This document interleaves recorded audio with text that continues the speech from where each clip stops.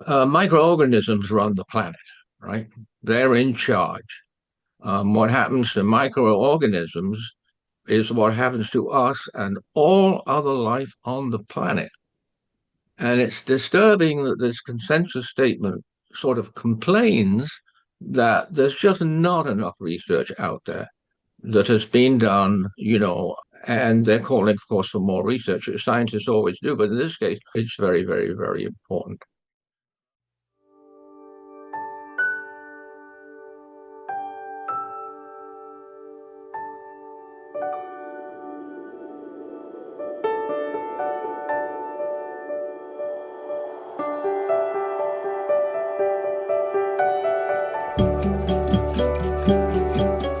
Hello, and welcome to the Climate Emergency Forum.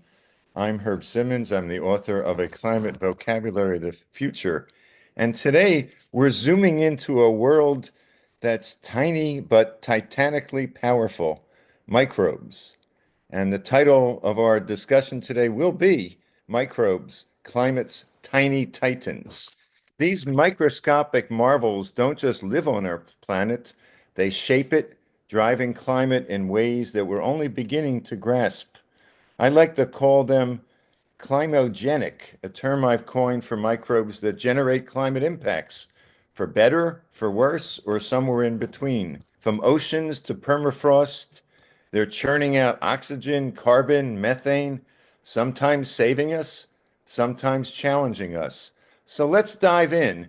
How do these tiny titans rule our climate, and what does that mean for the future? And I thought I would start by just pointing out that I first came across the importance of these tiny titans when I was doing research for my book. And I just wanted to briefly read a section of the book that I think sets the stage for our discussion today. So in 2019, a warning from scientists was distributed throughout the planet that put humanity on notice that the impact of climate change will depend heavily on responses of microorganisms, which are essential for achieving an environmentally sustainable future. The statement, quote, put humanity on notice that the microscopic majority can no longer be the unseen elephant in the room. So that, of course, mixes some metaphors. But basically, what that means is if microorganisms aren't considered effectively, it means that the models that scientists develop and the actions we take basically cannot be generated properly, and predictions can be inaccurate. So said Professor Caviccioli, one of the 30 signers of the warning. That was 6 years ago now.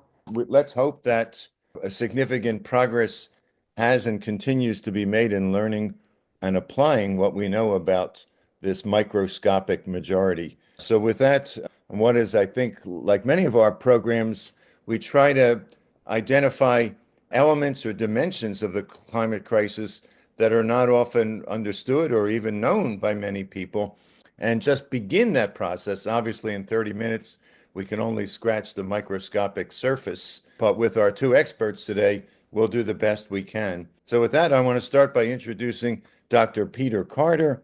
Peter, as you know, is a retired medical doctor from British Columbia. The Climate Emergency Institute was founded by Peter. He's been an expert reviewer for the IPCC and an expert on the linkages, in particular, between health and climate. And always, Peter, we're so happy to have you here, and the floor is yours. Thank you, Herb.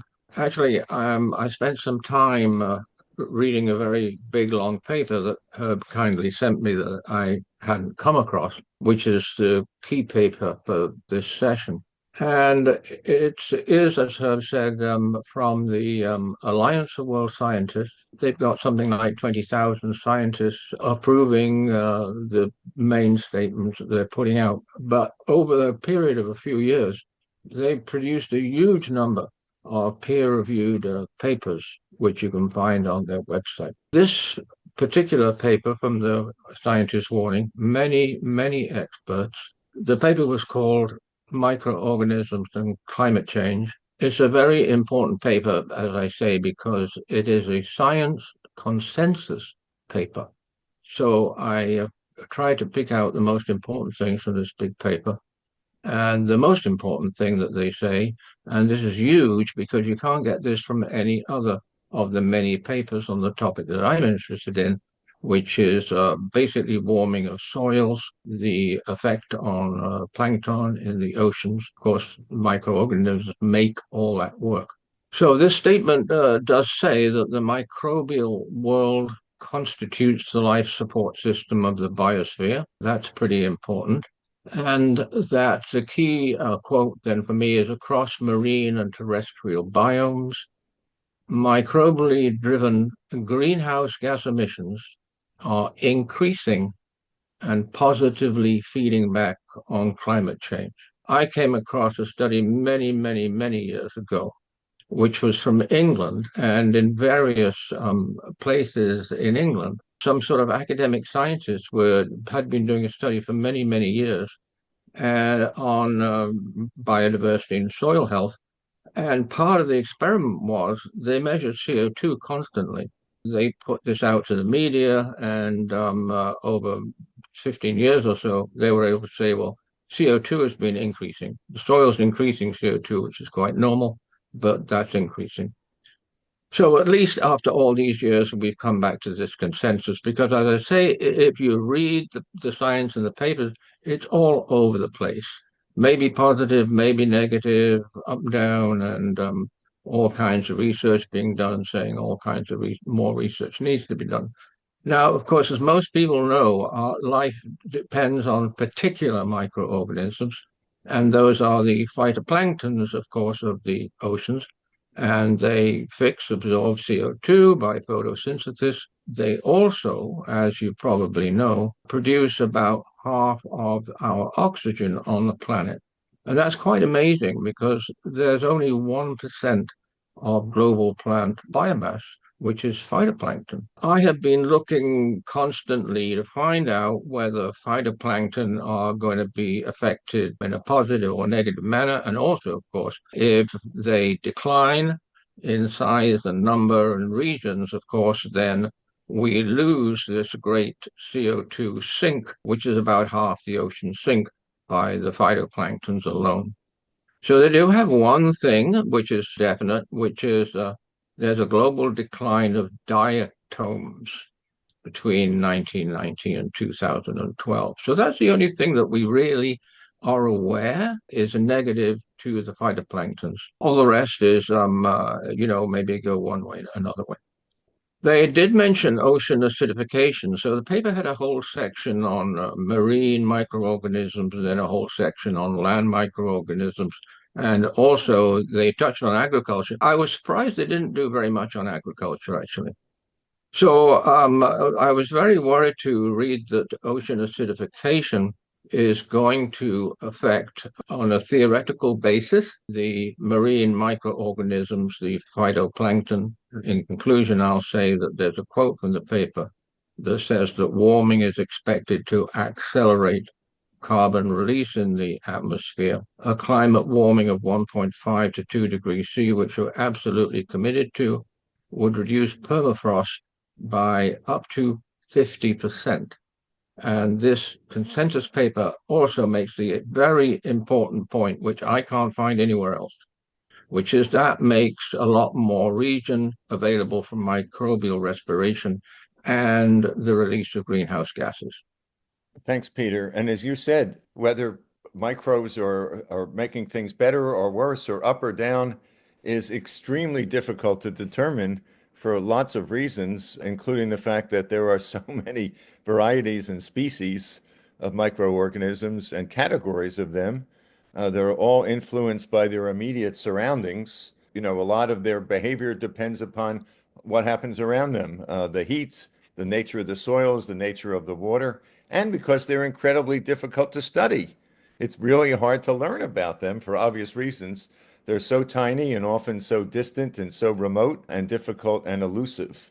So, as important as they are collectively in determining our future, they present enormous challenges, which is, I think, a lot of the reason why this call for action from scientists was sent out as a kind of plea to the scientific community and to the policymaking community. Pay attention to this.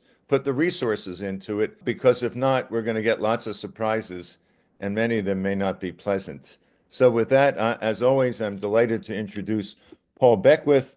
Paul, as you know, is a climate system scientist from Ottawa.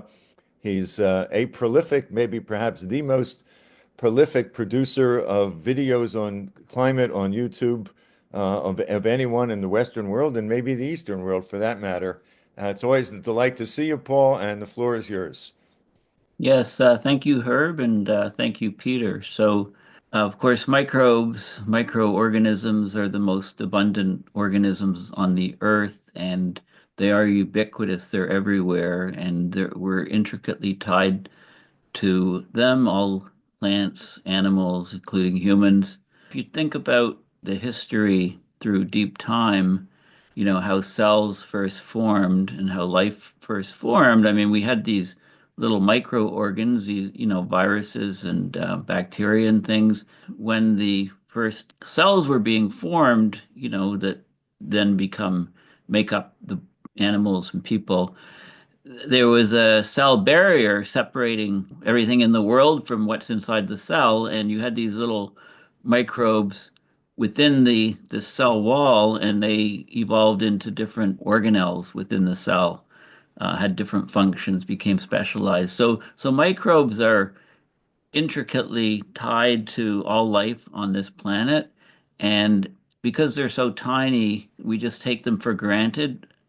So there's been a push recently, at least to start looking at, microbes in more detail and how we can use them as allies to fight climate change. When we talk about soils, which came up, when we talk about how plants grow, how roots function and extract nutrients from soils, how phytoplankton in the ocean extracts nutrients that are upwelled from below, the thing that is actually doing the work, which we don't talk about, we just assume is the microbes themselves. As we load up oceans with the heating and also with CO2, lowering the pH, acidifying the oceans, we affect the numbers of microbes, we affect the types of microbes, the distribution of them, and there's a lot of sort of spin-on effects that we don't notice, or when we do notice them, we say, okay, this has happened because of climate change. But if we look at root causes of things, it's often microbes behind those sort of things. So just to give you some examples, so microbes, of course, so they make considerable contributions to and are greatly affected by our changing climate.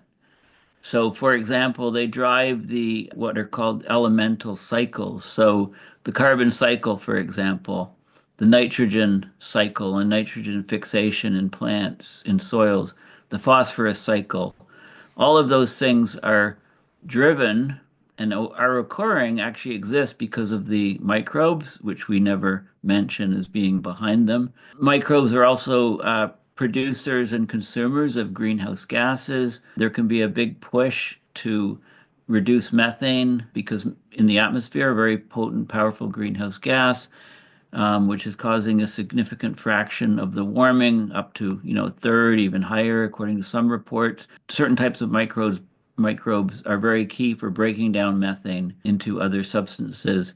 So microbes and climate are intricately tied together, whether we discuss them or not. Now, when we talk about microbes, this is including things like, viruses, I've mentioned, bacteria, archaea, which is kind of a primitive life form, fungus, algae, protozoa, they're all included in the microbe class. Microbes are found everywhere on the planet. We've talked about the terrestrial microbes within soils. There's certain types of microbe concentrations in urban environments and cities. They're in the atmosphere.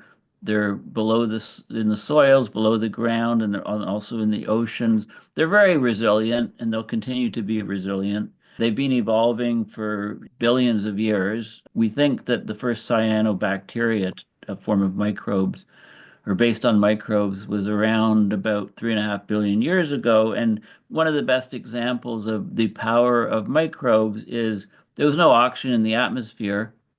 We had these certain types of cyanobacteria. About 2 billion years, they proliferated and they created oxygen, free oxygen, which went up into the atmosphere. This is called the Great Oxidation Event or the Great Oxygenation Event. And this is all due to microbes. Whenever we talk about sinks and sources of carbon, of any other greenhouse gases, there's always microbes at the bottom of it. And also there's good and bad microbes. Most people think of them as viruses and bacteria in bad ways, but they're vital for human health. They're plentiful in our gut and they affect human behavior and human health in a big way. Well, thanks, Paul. You've covered so much in such a short period of time.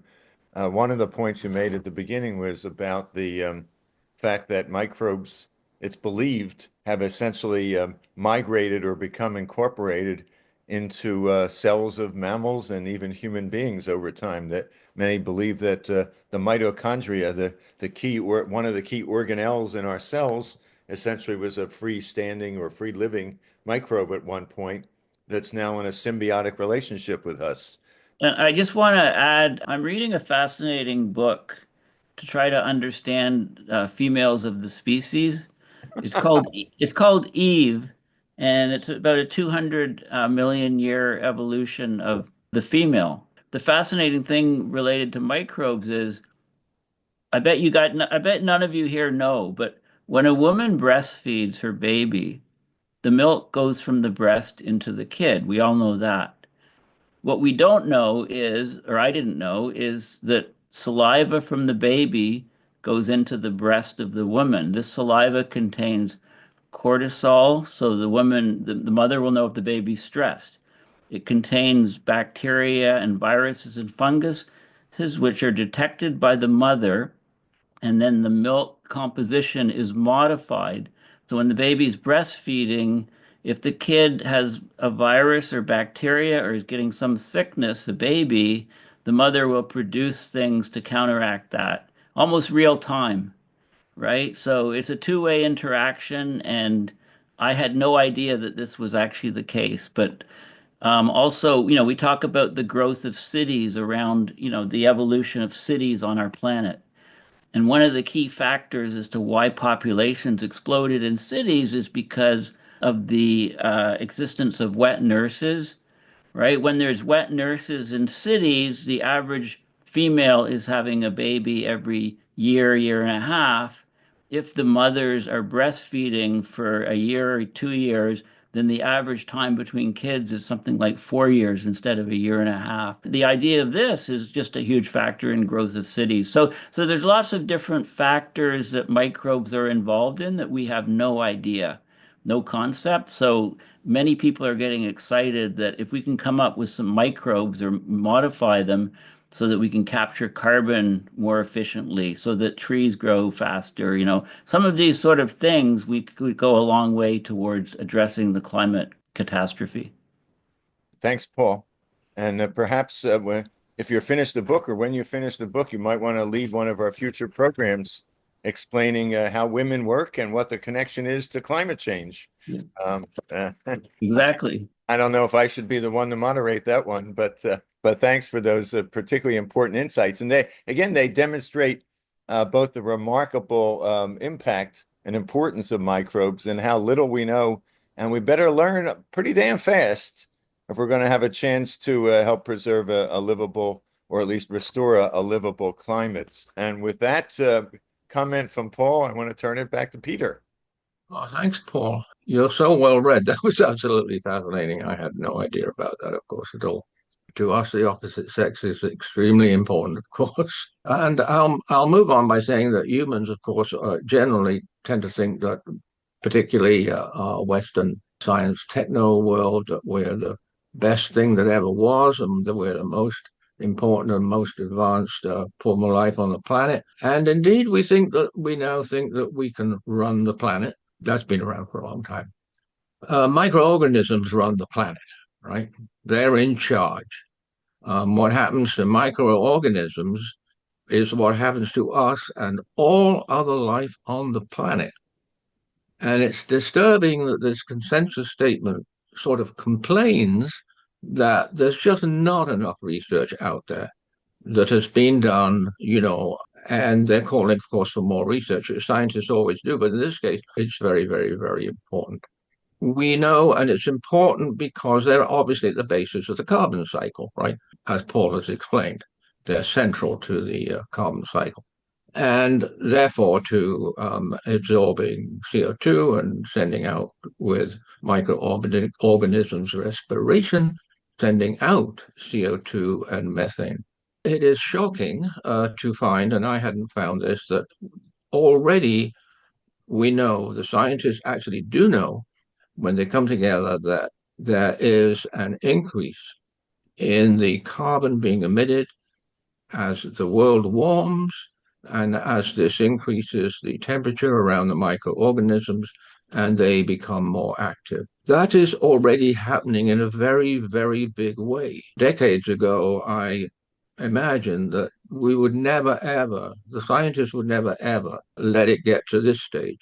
That as soon as science discovered that we were having feedback, the planet itself was making more global warming, if you want, that there'd be this huge intervention and we would start to do anything. But of course, that's not true. We're doing worse than nothing. We are collectively increasing our global warming and climate disruption and ocean disruption by pouring out more and more and more emissions. We have methane feedback from the wetlands. Paper confirms this. We have soil feedback from warming nitrous oxide. That was in the last year's Global Carbon Project. They do all things carbon. And we have a change in the permafrost, which is very, very much to do with microorganisms. So the Arctic has switched from being a net sink to a net source. So respect for the little guys, people. Maybe Paul can create a T-shirt that has that respect for the little guys. What do you think?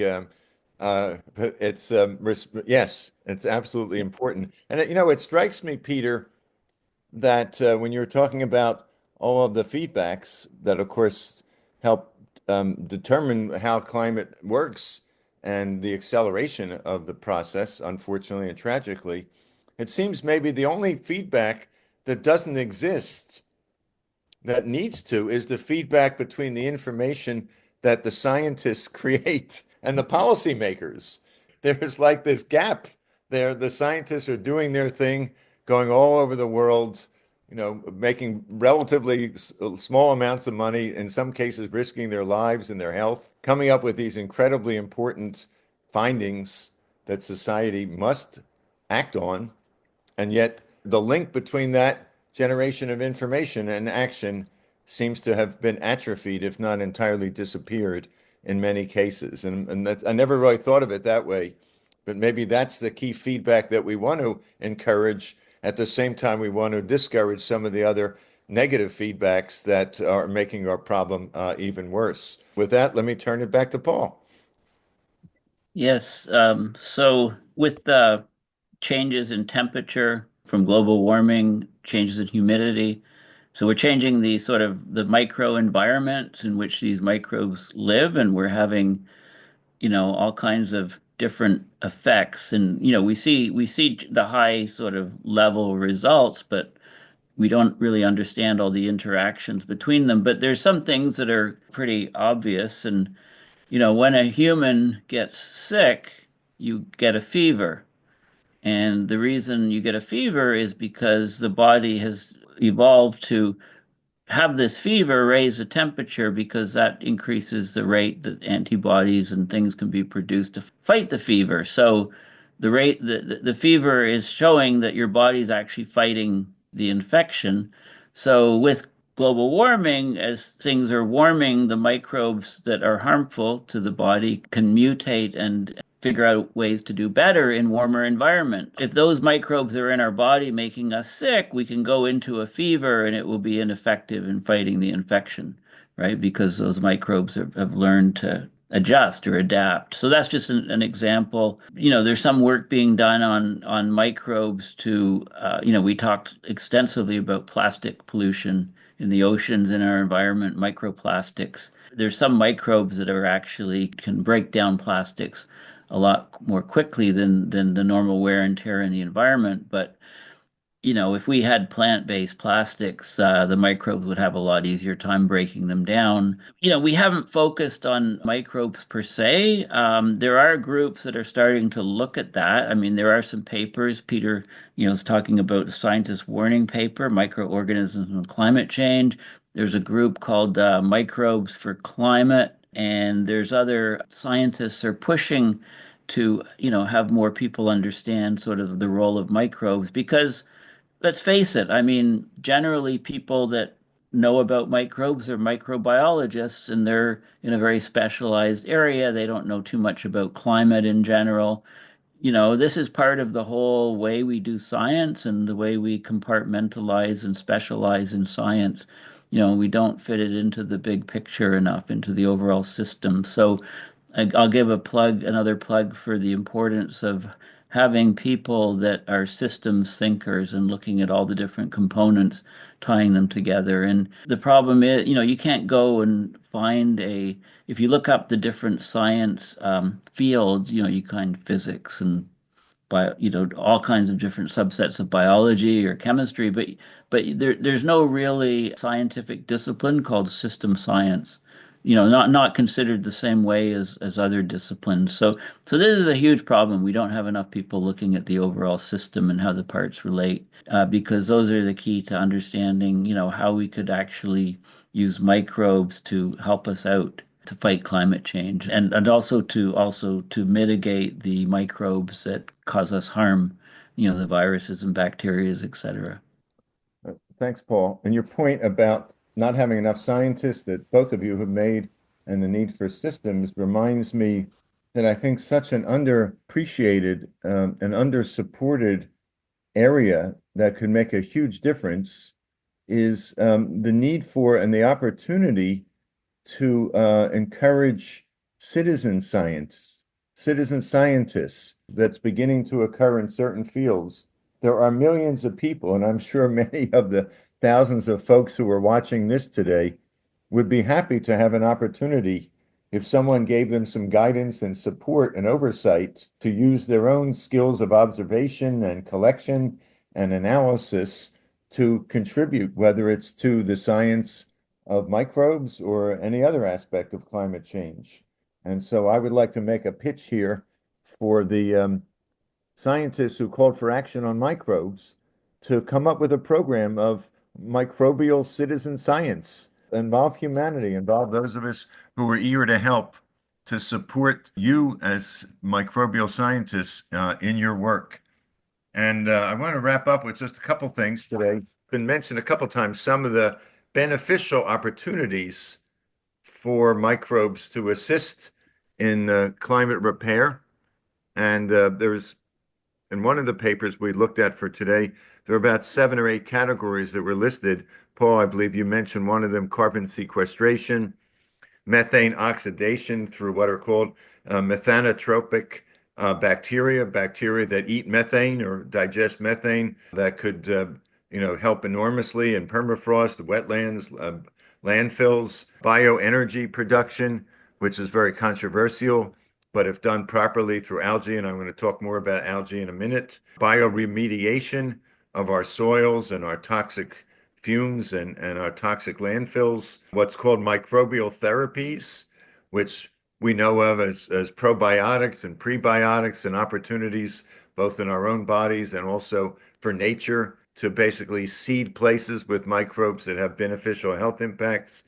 Nitrogen management, which is an enormous problem, an enormous source of greenhouse gases, where microbes may be able to play an extraordinarily important role in reducing the amount of greenhouse gases that are produced. So those are just some of the areas and fields where we hope and want to advocate that the scientific and the public policy community come together and do everything we can to find solutions that employ microbes as our friends, as they are. And lastly, I just wanted to, it struck me when I was writing my book, I came across the remarkable benefits and different activities that algae perform. So I called it algae magic. What can't algae do? They can power microprocessors, capture carbon in the oceans, be a biodegradable substitute for plastics, as you pointed out, in many products, produce lower carbon cement, and provide food, medicine, and fuel. They grow 10 times faster than land crops while using less water and sequestering much more carbon. Perhaps they're so seemingly miraculous because they were both so abundant and so varied, with estimates of as many as 1 million species of algae. Just thinking about that, 1 million species. How in the world are we going to study that? It would not be inaccurate to label algae as the Swiss Army knife of climate solutions. And let's also not forget that algae were responsible, as you pointed out earlier, for both the oxygen in the atmosphere and the fossil fuels when they died and they sunk. So while we owe them much gratitude, it's also appropriate that they step up to help the rest of us deal with the ravages of fossil fuels. So with that, as always, I want to thank Peter and Paul for just beginning to help us explore some of the nooks and crannies of this incredibly important yet incredibly mysterious world of microbes and their many, many connections to climate change. And if you found this program helpful, we would like you to like this program and to subscribe to our channel, to go to our website, climateemergencyforum.org, and take a look at the many informative articles we have.